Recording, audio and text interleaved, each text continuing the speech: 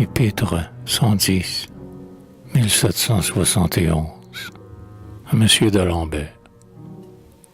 Esprit juste et profond, parfait ami, vrai sage, d'Alembert, que dis-tu de mon dernier ouvrage? Le roi danois et toi, mes juges souverains, vous donnez carte blanche à tous les écrivains. Le privilège est beau, mais que faut-il écrire? Me permettriez-vous quelques grains de satire? Virgile a-t-il bien fait de pincer Maevius? Horace a-t-il raison contre Nomentanus? Ouais, si ces deux latins, montés sur le Parnasse, s'égayaient aux dépens de Virgile et d'Horace, la défense est de droit, et d'un coup d'aiguillon, l'abeille en tous les temps repoussa le frelon. La guerre est au Parnasse, au Conseil, en Sorbonne. Allons, défendons-nous, mais n'attaquons personne. Vous m'avez endormi, disait ce bon Trublet.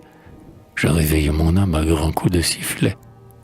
Je fis bien, chacun rit, et j'en ris même encore. La critique a du bon, je l'aime et je l'honore. Le parterre éclairé juge les combattants, et la saine raison triomphe avec le temps. Lorsque dans son grenier, certains larchers réclament la loi qui prostitue sa fille et sa femme, qu'il veut dans Notre-Dame établir son sérail, on lui dit qu'à Paris, plus de gentils bercail est ouvert aux travaux d'un savant antiquaire, et que jamais la loi n'ordonna l'adultère. Alors on examine, et le public instruit se moque de l'archer qui jure en son réduit. L'abbé François écrit que l'été sur ses rives reçoit avec plaisir ses feuilles fugitives. Tancrède en vers croisés fait-il bailler Paris? On m'ennuie à mon tour des plus pesants écrits. À Danchet, à Brunet, le Pont-Neuf me compare. On préfère à mes vers Crébillon le barbare. Cette longue dispute échauffe les esprits. Alors du plus beau feu vint poète épris, de chefs-d'œuvre sans nombre enrichissant la scène, sur de sublimes tons font ronfler Melpomène. Qu'importe que mon nom s'efface dans l'oubli, l'esprit, le goût s'épure et l'art est embelli. Mais ne pardonnons pas ces folliculaires de libelles affreux écrivains téméraires, aux stances de Lagrange, aux couplets de Rousseau, que Mégère en cours tira de son cerveau. Pour gagner 20 écus, se fout de la Baumelle, insulte de Louis la mémoire immortelle. Il croit déshonorer, dans ses obscurs écrits, princes, ducs, maréchaux, qui n'en ont rien appris.